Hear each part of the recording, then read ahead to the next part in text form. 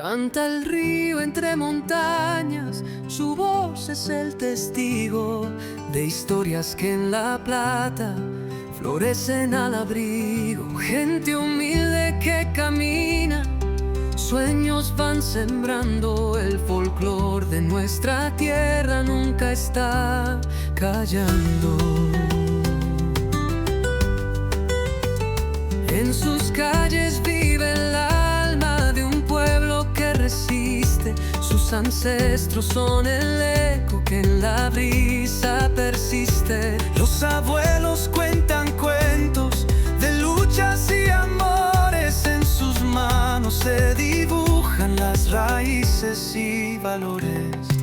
Érase una vez en La Plata historias de verdad, las voces de su gente, su herencia, su bondad. El Huila nos abraza con su canto ancestral, y en cada nota vibra nuestro orgullo natural. Bienvenidos a Érase una vez en La Plata, un espacio de manera conjunta con el Centro Plateño de Historia. Pretendemos resaltar y revivir todo este patrimonio que tiene nuestro municipio. En el set hoy nos acompaña Diana Carolina, bienvenida acá del Centro Plateño de Historia, y don José Antonio Hurtado.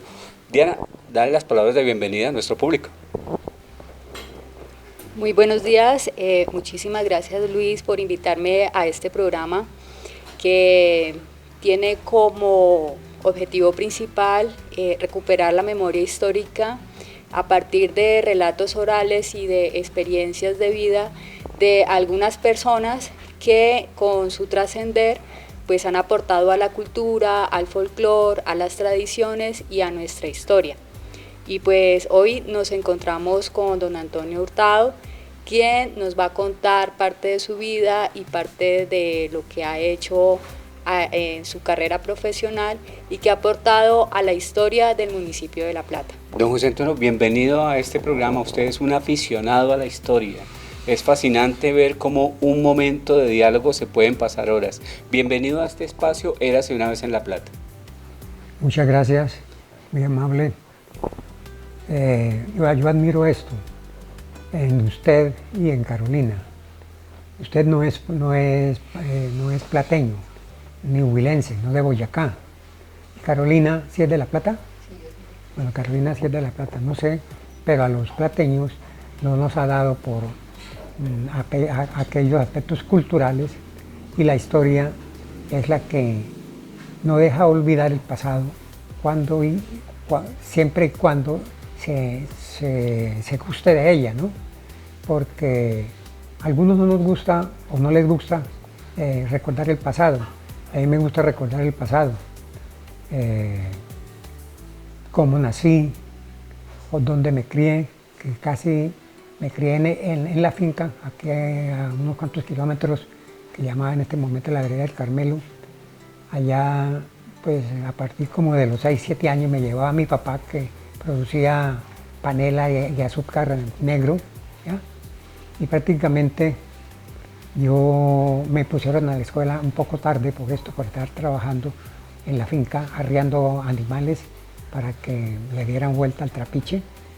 Y a los 10 años me pusieron a primero de primaria, que lo hice con una profesora que era hermana mía, ¿ya?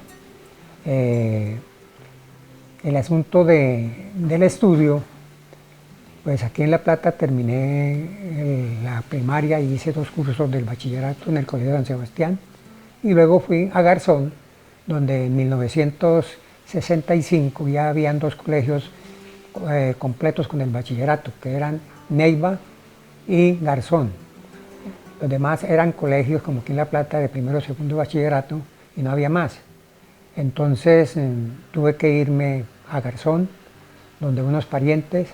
Ahí terminé el bachillerato. Y le cuento algo de esto de los profesores de ayer y los profesores de hoy, o los educadores de ayer y los educadores de hoy. Teníamos el rector, que se llamaba José Manuel Silva, todavía me lo recuerdo. Él era garzoneño, y se estudiaba desde el lunes hasta el sábado a las 11 de la mañana. el sábado había que ir, teníamos una clase y después de la primera clase, como a partir de las 10 hasta las 11:30 o 12, había una charla con los 250 muchachos, que habiendo gente de todo Colombia, no éramos sino 250 muchachos. Y entonces en esa charla del sábado, el rector estaba con los profesores al lado, se le sacaban los trapitos sucios a cada cual o también lo bueno que hubiera hecho, ¿ya? Y decía, a mí me llama la atención es esto, por la clase de educador y de educación que se recibía en aquel tiempo. Decía el rector, hablo para los de quinto y sexto, no hoy de décimo y 11, no, a los de quinto y sexto. Ojalá sus papacitos hagan un esfuerzo y los envíen a la universidad. Para ser ingeniero se necesitan 5 años, para ser abogado 5 años, para ser veterinario 5 años. Pero recuerden esto, muchachos, que para ser señor se necesita la vida entera. Me llamaba la atención eso. Bueno, y ahí empieza también a valorar mucho usted el tema del estudio, de la formación, pero ¿en qué momento le surge esta pasión por la historia, don José Antonio? La historia, cuando yo únicamente en ese tiempo conocía muy poco del municipio de La Plata, conocía más historia universal, ¿no?, que se daba en el bachillerato. Un año me parecía que era en cuarto o en quinto que se daba historia universal. Oiga, hay una cosa que me llamó la atención, casi todos los profesores eran nariñenses, no sé por qué. Y entonces tenía el conocimiento, pero de la historia universal y algo de la historia del Huila, del departamento del Huila, cuando fue fundado, La Plata, cuando fue fundado y nada más. Pero llegó en La Plata en 1922 un señor que se llamó Constantino Tello Ordóñez. Diana, tú tienes en referencia también a él, pero la historia no contada, ¿qué nos ha llevado? Bueno, don Constantino fue una persona que se interesó mucho por la historia.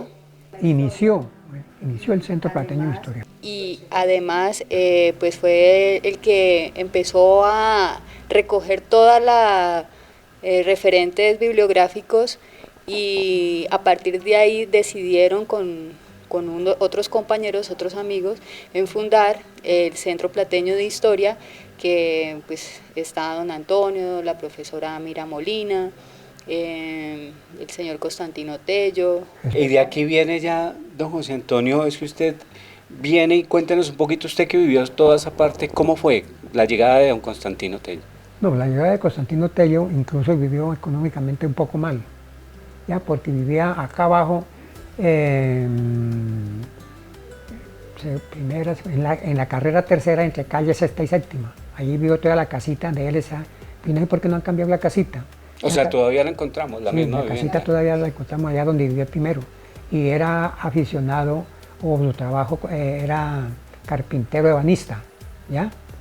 Y lo conocí por primera vez cuando yo fui allá a su negocio para que me enmarcara el título de bachiller que me habían dado en Garzón. Lo llevé allá y allá la conocí por primera vez. Bueno, pasaron los años, corrió mucho el tiempo, como dice la poesía. Dice la poesía. Entonces, una vez Constantino cambió de sitio, de vida, mejoró un poco su condición económica, su casa la trasladó acá al frente de la policía, actual, del comando de la policía.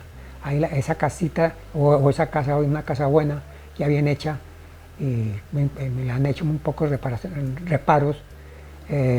Ahí ya fue una venta de artículos para máquinas de coser, para máquinas de escribir, que había máquinas de escribir, y otros elementos que se necesitaban en la casa, ¿no?, como bombillas y todas esas cosas, porque la energía ya había llegado a La Plata en 1951. Y llega aquí a la edad en 1922, que llega acá él, ¿no? Él llegó en el 1922 y la electricidad llega en el 51 al municipio. Sí. Entonces él ya también empieza a diversificar un poquito sus ingresos con este almacén. Claro, pues ya cambia. Ya cambia un poco su situación económica y empieza él a crear algo que le llamamos y estamos rescatando el Centro Plateño de Historia. Cuéntenos cómo fue ese inicio de esa institución. Constantino, yo no sé por qué él no tenía únicamente primaria, pero conversábamos mucho con él después de que yo hice marcar el diploma. Conversábamos mucho con él. Me dijo una vez, porque le jalaba también un poco a la política, pero no como empleado ni como concejal, no, era liberal. En cambio yo sí le hice a la política casi como durante unos 25 años o más, ¿ya? Fui concejal durante unos 10, 12 años, cuando eso no tenía honorarios, ¿ya? Después fui personero de La Plata cuando no se necesitaba título académico para ello, y a lo último tesorero del municipio de La Plata, ¿no? Ya ahí pues él se interesaba bastante en la política, aun cuando él no hacía política, ¿ya? Constantino era una persona que no sé por qué cuando fueron a se cambió ¿qué?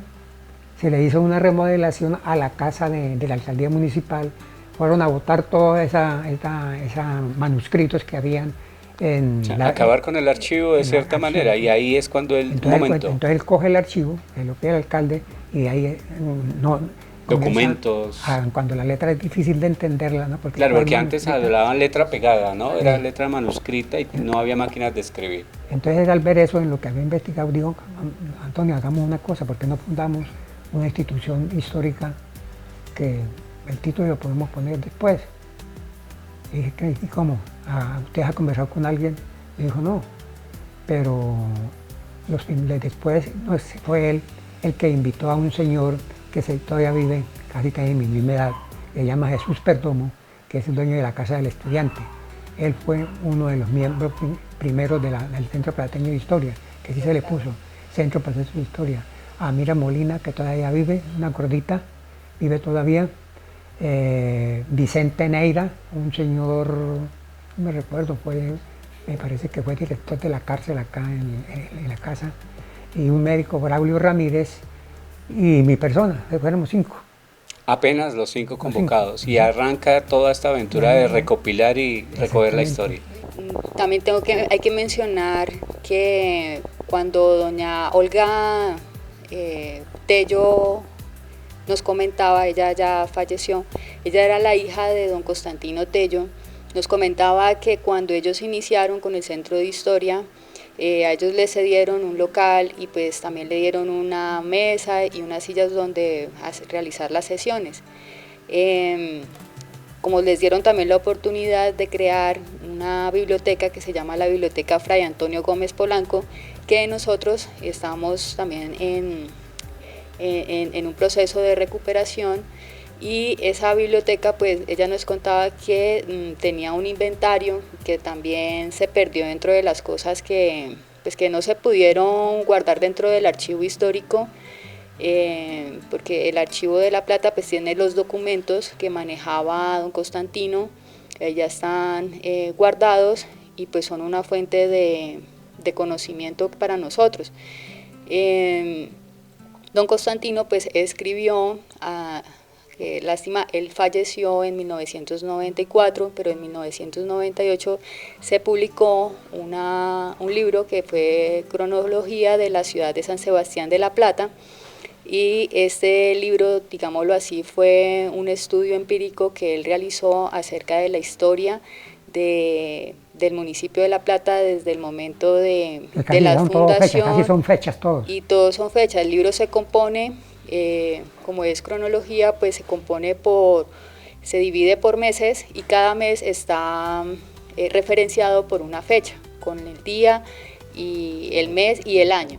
Entonces tiene una descripción histórica que cuenta lo que aconteció en ese momento, y pues ese es uno de los libros más importantes de historia del municipio, y nosotros pues también queremos recuperarlo porque es un libro que ya va a llegar a los 30 años y no, hasta el momento pues no queremos volverlo otra vez a editar para sacar nuevas obras para el público.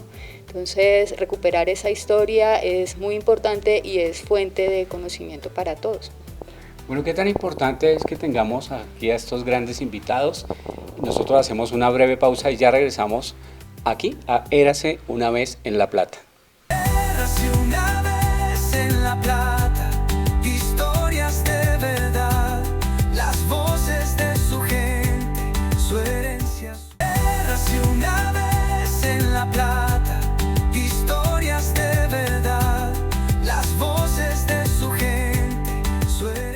Y nosotros continuamos desde la casa de don José Antonio Hurtado. Gracias por abrir este espacio, por permitirnos entrar a su hogar y poder conversar de todo lo apasionado que es la historia del municipio de La Plata. Don José Antonio, ya entrando en detalles, yo le noto que tiene usted un cuadro a su costado muy bonito. Cuénteme de qué se trata, ya lo vamos a ver más precisamente en cámara.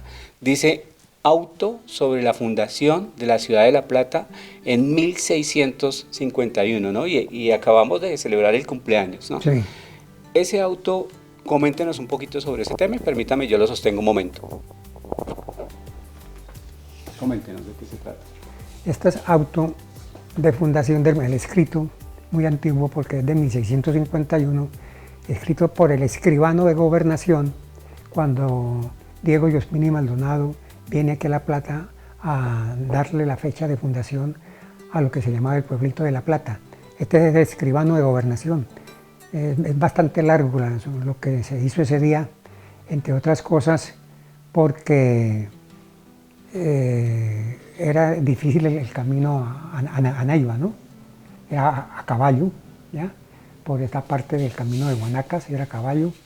Entonces, aquí, cuando se hace eso, se recupera para la historia, entre ellos está Constantino, el que recuperó este auto sobre la fundación del municipio de La Plata, que únicamente creo que lo tiene La Plata, Neiva, no sé si Timaná lo tendrá, que fue el primer municipio en creación en el departamento del Huila. Pero ahora, para el cumpleaños del jueves pasado, en un cuadro mucho más grande, se lo regalé al alcalde municipal, el doctor Ospina, para que él lo fije en su oficina, porque allí ha figurado desde hace mucho tiempo este auto, el escrito ahí pegado en la pared, pero cuando unos vándalos destruyeron ese edificio y nadie más lo tiene, ¿ya? No sé, por ejemplo, si Carolina lo tendrá, pero nadie más lo tiene. Nosotros hicimos un concurso, no, algo que decía Constantino que se aprobó en una sesión del Consejo. Vamos a regalarle al municipio, a los platenses, este auto de fundación, siempre y cuando traigan pago el enmarcado, ¿ya? De esto, porque ella no enmarcaba Claro, eso. eso era un trabajo también de apropiación de la historia, ¿no? Sí. Que el plateño, se identificara más con su historia teniendo este tipo de documentos Pero en no su era, hogar. sí, pero no era, mira, lleve esto para que lo enmarquen. No. No, vaya, pague donde marcan esto. Para saber que se para le daba saber un que debido sí lo trato. hizo, ¿sí? Ah, no correcto. únicamente para que lo botara por allá en la calle. No se trataba de tener pergaminos. Exactamente. No Y de ese momento usted conserva este cuadro tan claro, hermoso. mira, aquí. O sea, cuando ya se da con Constantino, allá, ok, ahí ya usted desde ese momento empieza a conservar el auto de fundación del municipio. el de La auto de Plata. fundación. Bueno, hablemos un poquito ya, metámonos un poquito en la historia, porque pues de eso se trata, ¿no? Que podamos contar esos relatos que de pronto no vamos a encontrar muy bien documentados en los libros de historia. El municipio, después de su fundación, cuénteme un poquito qué viene para el municipio. Después, nosotros, como a los 5 años, o no me recuerdo la fecha exacta, le hicimos un concurso para darle la bandera al municipio de La Plata, ¿ya? La bandera, que es azul y blanco. ¿Siempre ha sido ese color? Sí. ¿Siempre ha manejado esos tonos? Azul y blanco, y en el centro tienen las montañas y el río de La Plata que cruza el valle. Exactamente. ¿Y siempre ha sido esa? Sí, siempre ha sido eso. Ah, ok. Entonces, esa fue la bandera. El escudo de armas sí se le pidió a la Academia Huilense de Historia en Bogotá que nos hiciera el escudo de armas. El escudo de armas ya tiene un poco de cositas, ya como representativas de La Plata, algo como algunas fechas y unas ramas de café, ¿ya? El escudo de La Plata pues está dividido en 4 partes. Está la estatua bicéfala, una planta de café, unas flechas que tienen 2 símbolos, que es GSS, que es San Sebastián, y es el escudo de armas de La Plata. La bandera, me olvidaba mencionarlo, arriba de las montañas tiene 4 estrellas. Esas 4 estrellas simbolizan los 4 ataques que sufrió la ciudad de La Plata durante el tiempo de la primera fundación. La primera estrella pues es cuando la atacó el rebelde o el autoproclamado príncipe de la libertad, que fue el capitán Álvaro de Ollón. La segunda estrella es el segundo ataque que sufre la ciudad de La Plata por parte de los indígenas paeses. Pero en la actual Argentina. En la actual Argentina, antiguamente pues se llamaba Plata Vieja, y allá pues fue donde se fundó San Sebastián de La Plata. Este segundo ataque fue a raíz de la leyenda del rapto de una niña por parte de los españoles. Un cacique que se llama Calambás dejó al cuidado de una familia española a su hija, y ellos no devolvieron a su hija. Entonces él, en venganza, reúne a todos los indígenas de la región y atacan la ciudad el 17 de junio de 1577. Luego los pobladores o la gente que sobrevive pues se traslada a este valle, que antiguamente los paeses lo denominaban el Valle de Apelló, y aquí se hace la segunda fundación por parte de Diego de Ospina y Maldonado, capitán y gobernador de las provincias de Neiva, Timaná, Saldaña y La Plata. Aquí en la segunda fundación, sí señor, en este valle, o cuando ya se funda la ciudad, en la época de la independencia, pues acontecen 2 batallas importantes, una que fue el 10 de julio de 1816, donde las tropas patriotas caen ante el segundo batallón de Numancia realista, y pues son tomados presos todos los patriotas que fueron después fusilados. Y la segunda batalla es en 1820, cuando en su campaña al sur Simón Bolívar envía a la Legión Británica, que son soldados pues de Gran Bretaña, y ellos llegan a la ciudad y atacan a los realistas, acaban con todo el batallón que había aquí pertrechado, y pues toman la ciudad, y se puede decir que ese es el momento donde se libera a la población de La Plata del dominio español.